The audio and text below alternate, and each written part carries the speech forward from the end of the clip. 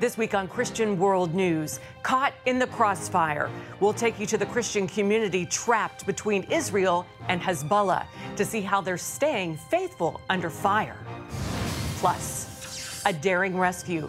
A team of aid workers came to the help of a Christian community in Burma, escorting them out of the danger zone to safety.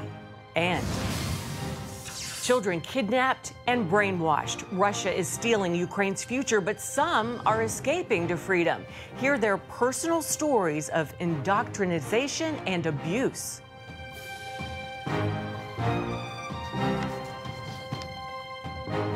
Welcome to Christian World News. I'm Wendy Griffith. As Israel and Hezbollah terrorists edge to the brink of full-scale war, the border area sees almost daily rocket attacks and airstrikes. While much of northern Israel is evacuated, Christians in South Lebanon brace for unwanted conflict and fear for their future.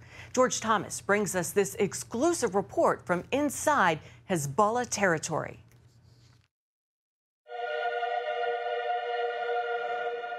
It's a scene that has played out each year since 1890, when St. George's Church opened its doors here in the hills of South Lebanon. Lebanese Christians taking part in the Good Friday procession, carrying a cross with a Jesus Christ statue through the town of Klea. This year was no different. Our Christian ancestors here faced war, and they never abandoned their land or their faith. They stood fast against all adversities, and we're going to do the same, because that's the spirit we inherited from them. Klea and more than a dozen other Christian villages sit near the border with Israel.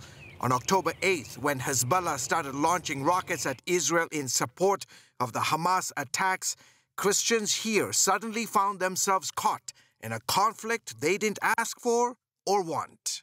Just because one group decided to go to war with Israel, I'm almost 100% sure that all of us are victims of other people's agendas, and we want no part in it. Since war began in Gaza, the Islamic terror group controlling much of South Lebanon has fired more than 3,000 rockets at Israeli civilian and military targets from area hilltops and villages. Al-Qiyam, a village adjacent to Klea, has felt multiple Israeli rocket and missile strikes during this time. Al-Qiyam is one of Hezbollah's strongholds, and that's the main reason Israel is targeting that town.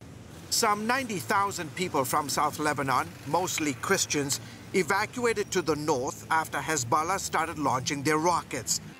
Among those staying, Christian entrepreneur George Salame, forced to close his carpentry business due to constant shelling. We thought the war would end in 10 or 15 days, but it's kept going on, and most of the businesses in the villages got affected. And now, because of this, we have no income. Here in Klea and other small Christian villages that dot the South Lebanon landscape, the big concern now is that Hezbollah could potentially come into their communities and use their neighborhoods in order to launch missile attacks against Israel. What scares us the most is if Hezbollah starts firing recklessly. For example, last week, they fired missiles at Israel, and most of their missiles didn't reach their targets, and they fell short hitting Lebanese towns. One of those missiles landed in the Christian village of Marjayun. Christians used to be the majority in the south, not anymore. Their numbers have slowly dwindled since Hezbollah moved in. The situation for Christians, not only here in the south, but the whole country, has been dismal, and there's no stability, and because of this, there's a lot of Christian migration, mostly from the south. Daher, a Christian who's reported on here for more than 30 years, fears this latest crisis will spark an even larger exodus. Honestly, people here don't dream anymore. We had a lot of dreams when we were young. We had dreams of living in peace and comfort. We worked hard for it, but the years proved us wrong, and all our dreams have evaporated. Father Pierre tells CBN News that despite being caught between Hezbollah and Israel, the Christians of South Lebanon will continue to preach a message of hope and peace. We're the peacemakers. Our Lord Jesus Christ told us to pray for our enemies, and that's why we're not going to stop praying. Our God can remove this dark cloud, and he's able to change and soften hearts and bring peace to our area. George Thomas just left South Lebanon and is now reporting for us from Israel. He joins me now from our CBN News Bureau in Jerusalem. George, great to see you. Isn't it very dangerous for Lebanese Christians to continue staying in the region surrounded by Hezbollah terrorists?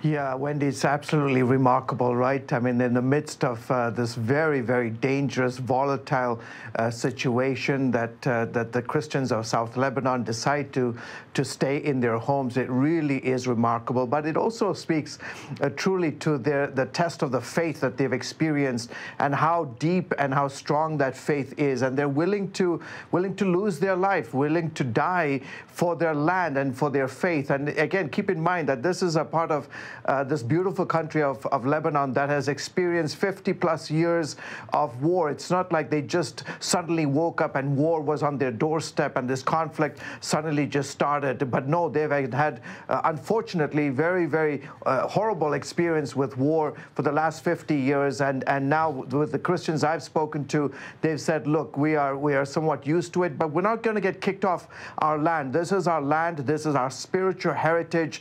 These are our homes. This is our faith. We will continue to ring the bells of our church bells for however long it takes. Nobody is going to kick us off our land. And George, of course, you were up there on Israel's northern border with Lebanon this week. What's the mood there? Are people preparing for possible war with Hezbollah? Yeah, I had a chance to speak to a former IDF intelligence official who is very concerned. This individual has been tracking. She knows Hezbollah inside out. She's been tracking the kinds of weapons, the missiles, the motors, the UAVs that the terrorist group has launched since October 8th. She is very concerned. The Hezbollah of 2024 is much more powerful than the Hezbollah that Israel faced back in 2006. It has 115,000 missiles, rockets, motors, UAVs. Their arsenal is enormous. It's powerful, much more than Hamas. So that concern of a potential full-scale war is very, very real. I spent some time in a town known as, a city known as Kiryat Shimona, and there are a few residents who are still, brave enough to stay there. And they said, look, we don't want war. We want some kind of a peace agreement. But if all war breaks out, they know that the IDF is ready. This has been going on now for 6 months, and you were there right after the horrific attacks on October 7th. Are people getting war weary in Israel, or are they in it for the long haul? Yeah, no, they're not war weary. I think there's a sense, 6 months ago, the entire country was united. Keep in mind that Israel had experienced 5 elections. Bibi Netanyahu was front and center of those 5 elections. It was a very tumultuous time the last 3-4 years in Israeli politics. October 7th, all that changed. The entire country was united. But today, 6 months later, Wendy, there's a sense of division that's brewing inside the country. There's a good chunk of the country that says, look, we need to do anything and everything possible to bring the 130 or so Israeli hostages being held.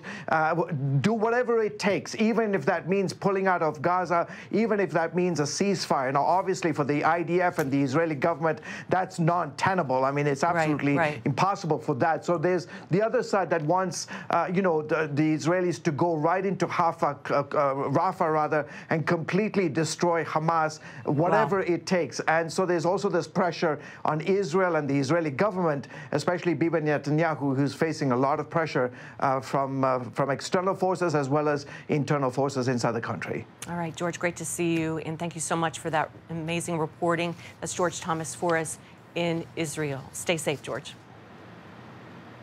Thank you. Up next, in Burma, meet the team that's helping evacuate Christians and deliver life-saving relief. Chuck Holton takes us to the front lines of the fighting. Welcome back to Christian World News. In Taiwan, rescue workers pulled dozens of people from the rubble of a 7.4 earthquake. At least 12 people died in the tragedy. In the city of Hualien, the quake damaged 48 buildings like this one. Several floors collapsed after the shaking toppled the building off its foundation. Rescue workers freed 24 people from the wreckage, some of them now taking temporary shelter in tents. It's the strongest quake to hit the island nation in about 25 years. In Myanmar, also known as Burma, the military government is cracking down on ethnic minorities and Christians. One ministry is risking their lives to help the victims get out of harm's way. CBN's Chuck Holton brings us this exclusive report from the front lines. Deep in the mountains of eastern Burma, gunfire echoes through Christian villages. The Burmese army is driving thousands from their homes as it seeks to crush opposition to the 2021 coup. Rebel armies, though, are slowly liberating village after village. Right now, we are attacking to Loiko, the capital city of the Korean state. Before that, the Burma army put in their troops surround that Loiko, because Loiko is the main command center of all their troops. So we are right now attacking to Loiko, their main center. So we are pushing them back. So they have to fall back all the time. For years, the Burmese army has committed atrocities against civilians, deliberately targeting churches and other religious sites. The people living in these villages in the mountains of Burma still live pretty primitive lives. You can tell by the huts that they live in. They're just made of split bamboo. Most of them don't have electricity or running water. And so you might be surprised to find a giant Baptist church built on the top of the hill in this very remote place in the mountains of Burma. But that's because most of these hill tribes are actually Christian. They were converted to Christianity by the very first Baptist missionary, Adoniram Judson, in the end of the 19th century. And that's one of the reasons why there has been this conflict ongoing between them and the Buddhist military junta who controls the country. This church and this village lost over 100 homes burned and destroyed, and over 100 landmines found, including in the church property, including in the church. Despite the danger, the NGO called the Free Burma Rangers is using its resources to evacuate civilians and deliver life-saving relief. This is the town of Pasang. The rebel army has managed to push out the Burmese military over the last several days, and that's created a safe space for these villagers to leave, but they've been afraid to do so. So they've been taking shelter in this hospital in the center of Pasang, and now the Free Burma Rangers are here with their trucks to help them get out. During the mission, Burmese MiG fighter jets supplied by Russia hunted the group.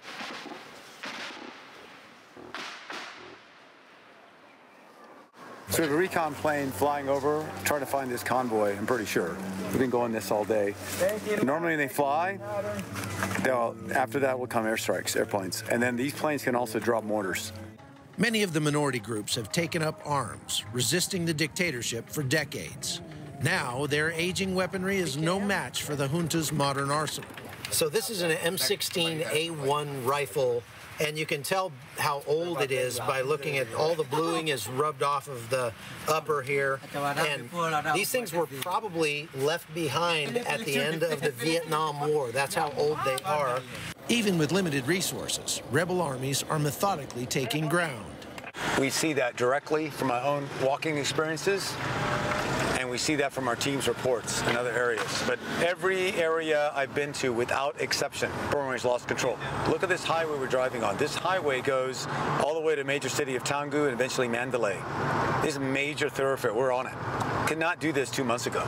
We are building our administrative system back there. We got a police, we got other supported departments to able to govern. We are creating a new society which has like just peaceful freedom, like democracy. As the conflict rages, these resilient ethnic groups remain determined to resist military rule, and many believe the goal is finally in reach. From Burma, I'm Chuck Holton for CBN News.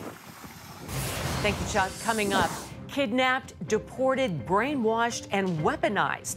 That's the fate of at least 30,000 Ukrainian children. Hear firsthand accounts of what these children are suffering and who's working to rescue them.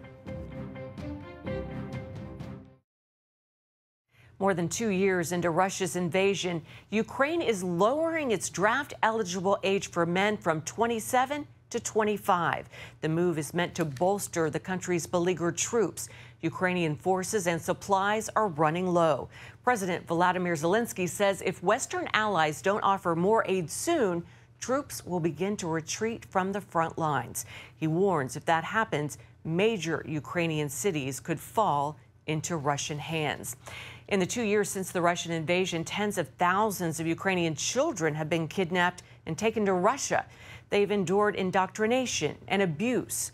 Thanks to a group that's helped hundreds escape, some of these children came to Washington, D.C. to shed light on this travesty. CBN's Jenna Browder sat down with 3 of them to hear their stories. It's a war now entering its 3rd year. After Russia invaded Ukraine, Denis, Lisa, and Rostislav of the Kherson region saw their lives upended. How did your kidnapping happen?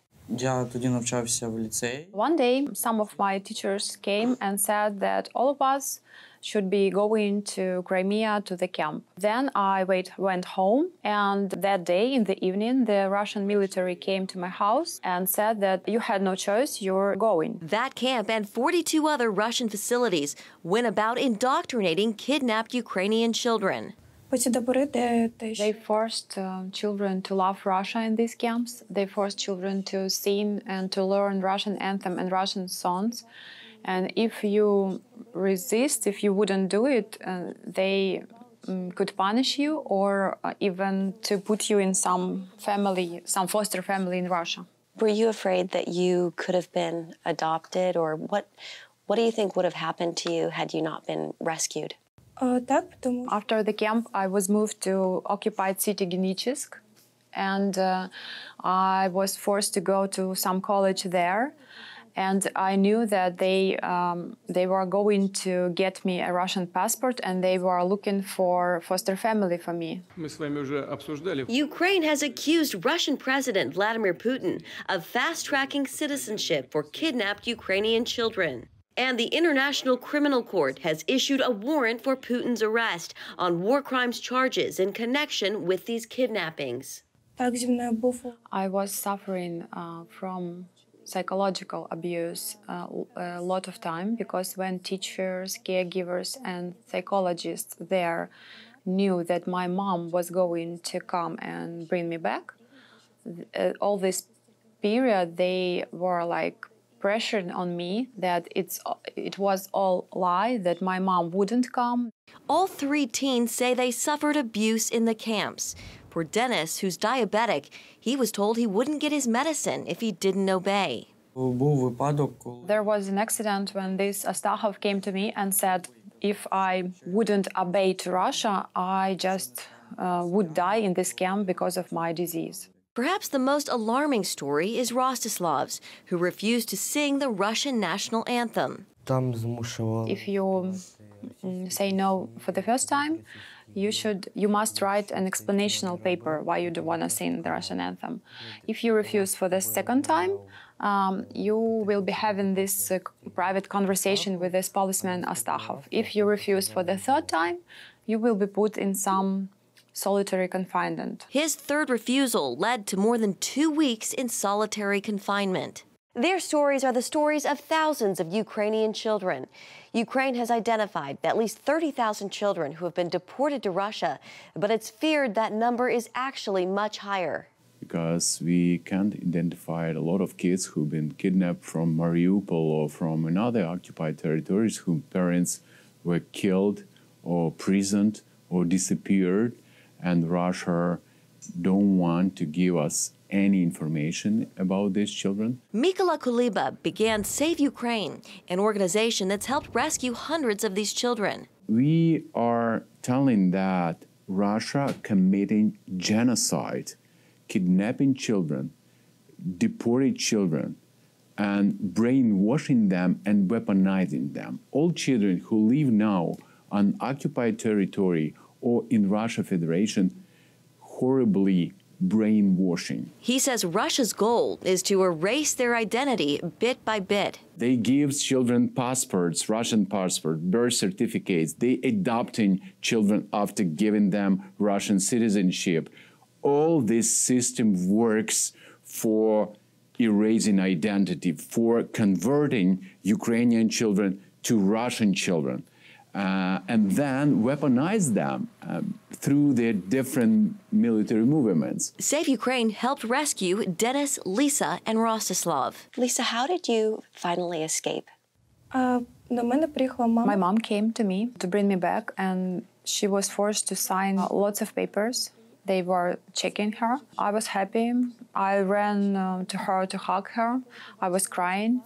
And then after that, there was a very long and hard road home. The specific details of their rescues have to be kept private. Mikola calls it an underground railroad. All three are now receiving rehabilitation at Save Ukraine's Hope and Healing Center. It's a 6-month program to help them and their families get back on their feet. They came to Washington with Save Ukraine to raise awareness for the thousands of other children still being held. We're asking everybody who could help us to help Ukraine survive, help Ukraine win in this horrible war, and pray for us. In Washington, Jenna Browder, CBN News. Finally, this week, a new sign of the ongoing revival among America's young people.